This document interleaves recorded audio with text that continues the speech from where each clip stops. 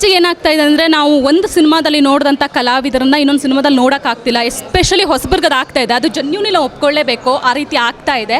So ನಿಮ್ಮ ಪ್ರಕಾರ ಏನು ಕಾರಣ ಇರ್ಬೋದು ಅಂತೀರಾ? ಈಗ ಒಂದು ಸಿನಿಮಾದಲ್ಲಿ ನೋಡಿದಂಥ ನಾಯಕ ಅಥವಾ ನಟರನ್ನ ಇನ್ನೊಂದು ಸಿನಿಮಾದಲ್ಲಿ ನೋಡೋಕ್ಕಾಗಲ್ಲ, ಅವಕಾಶಗಳು ಸಿಗ್ತಾ ಇಲ್ಲ. ಸೊ ಇದ್ರ ಬಗ್ಗೆ ನಾನು ಹೊಸಬ್ರ ಬಗ್ಗೆ ಹೇಳೋದಕ್ಕಿಂತ ಹೆಚ್ಚಾಗಿ ನಾನೇನು ನೋಡಿದ್ದೀನಿ ಅಂದರೆ, ಬೇರೆ ಲ್ಯಾಂಗ್ವೇಜ್ ಅಂದರೆ ತೆಲುಗು ಅವರಾಗಿರಲಿ ಅಥವಾ ತಮಿಳ್, ಬಾಲಿವುಡಿಂದ ಎಲ್ಲ ಹೀರೋಯಿನ್ಸ್ನ ಕನ್ನಡಕ್ಕೆ ಕರ್ಕೊಂಬರ್ತಾರೆ. ನಾನು ಅದು ಒಂದನ್ನು ಒಪ್ಕೊಳ್ಳಲ್ಲ. ಯಾಕಂದರೆ ನಮ್ಮ ಕನ್ನಡ ಇಂಡಸ್ಟ್ರಿಯಲ್ಲಿ ಯಾವ ಹೀರೋಯಿನ್ಸ್ಗೂ ಕಮ್ಮಿ ಇಲ್ಲ. ತುಂಬ ಜನ ಟ್ಯಾಲೆಂಟೆಡ್ ಹೀರೋಯಿನ್ಸ್ ಇದ್ದಾರೆ, ಅವಕಾಶಗಳು ಇಲ್ಲ ಅಷ್ಟೇ.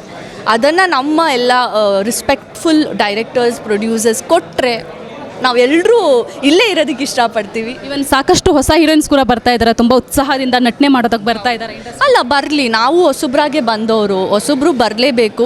But at the same time ಏನಾಗುತ್ತೆ ಅಂದರೆ, ಒಂದೊಂದು ಸತಿ ಐ ಥಿಂಕ್ ಇದ್ದವ್ರದ್ದು ಟ್ಯಾಲೆಂಟ್ ಇದೆ ಅಂದಾಗ ನಾವು ಅವ್ರಿಗೆ ಕೊಡಬೇಕು ಅಲ್ವಾ. ಇವಾಗ ಆಫೀಸಲ್ಲಿ ಕೆಲಸ ಹೋಗ್ತಿದ್ದೀವಿ ಅಂದರೆ ಅಲ್ಲಿ ಕೆಲಸ ಮಾಡ್ತೀವಿ ಅಂತ ಕೆಲಸ ಕೊಡ್ತಾರೆ ಅಲ್ವಾ, ಹಂಗೆ ಇಲ್ಲೂ ಅಷ್ಟೇ. ನೆಕ್ಸ್ಟು ಯಾವುದಾದ್ರೂ ಫಿಲ್ಮ್ನಲ್ಲಿ ಅದ್ವಿತಿ ಅವ್ರು ನಟಿಸ್ತಾ ಇದ್ದಾರೆ, ಯಾವುದಾದ್ರೂ ಪ್ರಾಜೆಕ್ಟ್ಗಳು, ಹೊಸ ಪ್ರಾಜೆಕ್ಟ್ ಬಂದಿದೆ ಅಂತ? ಸೊ 2023 ನನ್ನ ಲೈಫ್ ಐ ಥಿಂಕ್ ಎಲ್ರಿಗೂ ಗೊತ್ತಿದೆ. ನನ್ನ ಲೈಫ್ ಇದು ಒಂದು ಕೆಟ್ಟ ವರ್ಷ ಅಂತಲೇ ಹೇಳ್ಬೋದು. ಯಾಕಂದ್ರೆ ನನ್ನ ತಂದೆನ ನಾನು ಕಳ್ಕೊಂಡೆ.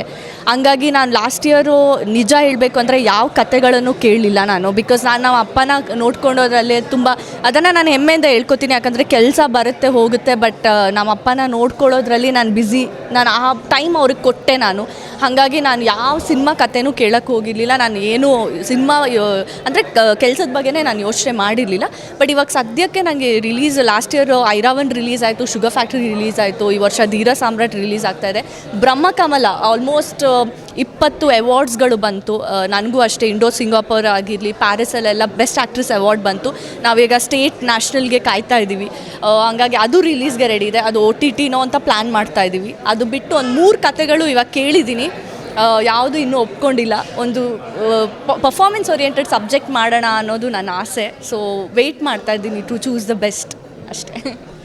ಓಕೆ, ಸಂಗೀತ ಬಗ್ಗೆ ಹೇಳ್ತಾ ಇದ್ರಿ. ಸಿನಿಮಾದಲ್ಲಿ ಇದು ಸಾಂಗ್ ಎಲ್ಲ ತುಂಬ ಚೆನ್ನಾಗಿದೆ ಅಂತ ಆಗಲೇ ವೇದಿಕೆ ಕಾರ್ಯಕ್ರಮದಲ್ಲೆಲ್ಲ ಹೇಳ್ತಾ ಇದ್ರು.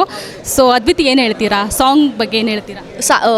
ನಾನು ಮಾಡಿರೋ ಅದು ಒಂದು ಸಾಂಗ್ ಇದೆಯಲ್ಲ, ಅದು ಒನ್ ಆಫ್ ದ ರೀಸನ್ ನಾನು ಧೀರ ಸಾಮ್ರಾಟ್ ಒಪ್ಕೊಳ್ಳೋದಕ್ಕೆ. ಚೇತನ್ ಸರ್ ಅವರ ಲಿರಿಕ್ಸ್ ಬಗ್ಗೆ ಯಾರೂ ಹೇಳೋದಕ್ಕಿಲ್ಲ. ಅವ್ರ ಪ್ರತಿ ಒಂದು ಸಾಂಗು ನಾವು ಇಷ್ಟಪಡ್ತೀವಿ, ಹಿಟ್ ಆಗುತ್ತೆ. ಆ್ಯಂಡ್ ನಮ್ಮ ಸಿನಿಮಾ ಸಾಂಗ್ ಕೂಡ ಹಿಟ್ ಆಯಿತು. ಮಿಲಿಯನ್ ಗಟ್ಟಲೆ ವ್ಯೂಸ್ ಹೋಗಿದೆ. ಆ್ಯಂಡ್ ಏನು ಚಂದ ಕಾಣಿಸ್ತಾವಳೆ ಈ ನಮ್ಮ ಹುಡುಗಿ ಅಂತ. ಅದು ಎಲ್ಲ ಹುಡುಗರಿಗೂ ಹುಡುಗಿರಿಗೆ ಹಾಡೋದಕ್ಕೆ ಕ್ಯಾಚಿ ಆಗಿದೆ. ಹೌದು, ಹುಡುಗಿರಿಗೆ ಎಲ್ಲರಿಗೂ ಹಾಡೋಕ್ಕೆ ಖುಷಿ ಆಗ್ತಾ ಇದೆ. ಸೊ ಎಲ್ಲ ಸಾಂಗ್ಸು ತುಂಬ ಚೆನ್ನಾಗಿದೆ. ಆ್ಯಂಡ್ ಟ್ರೇಲರಲ್ಲೂ ಕೂಡ ನಂಗೆ ಮ್ಯೂಸಿಕ್ ತುಂಬ ಇಷ್ಟ ಆಯಿತು. ನಾನು ಫಸ್ಟ್ ಟೈಮ್ ಕೇಳಿದ್ದು ಇವತ್ತು, ತುಂಬ ಇಷ್ಟ ಆಯಿತು ನನಗೆ. ಓಕೆ, ಕೊನೆಯದಾಗಿ ಫೆಬ್ರವರಿ 16ಗೆ ಮೂವಿ ರಿಲೀಸ್ಗೆ ಆಗ್ತಾ ಇದೆ. ಸೊ ವೀಕ್ಷಕರಿಗೆ ಏನು ಹೇಳ್ತೀರಾ? ಕನ್ನಡ ಸಿನಿಮಾ, ಹೊಸಬ್ರು ಸಿನಿಮಾ ಆಗಿರಲಿ ಅಥವಾ ಯಾವುದೇ ಕನ್ನಡ ಸಿನಿಮಾ ಆಗಿದ್ದರೂ ಥಿಯೇಟರ್ಗೆ ಜನ ಬರ್ತಿಲ್ಲ ಅಂತಿದ್ದಾರೆ. ಅದನ್ನು ನಾವು ಪ್ರೂವ್ ಮಾಡೋಣ. ಇಲ್ಲ, ಆ ಥರ ಏನಿಲ್ಲ, ನಮ್ಮ ಜನ ನಮ್ಮ ಕೈ ಬಿಡಲ್ಲ ಅಂತ. ಸೊ ಫೆಬ್ರವರಿ 16ಗೆ ಧೀರ ಸಾಮ್ರಾಟ್ ಸಿನಿಮಾನ ಬಂದು ಥಿಯೇಟರಲ್ಲಿ ನೋಡಿ. ನಮ್ಮೆಲ್ಲರಿಗೂ ನಿಮ್ಮ ಪ್ರೋತ್ಸಾಹ ಇರಲಿ. Thank you. Thank you Advi. Bulletin express ಜೊತೆ ಮಾತಾಡಿದ್ದಕ್ಕಾಗಿ.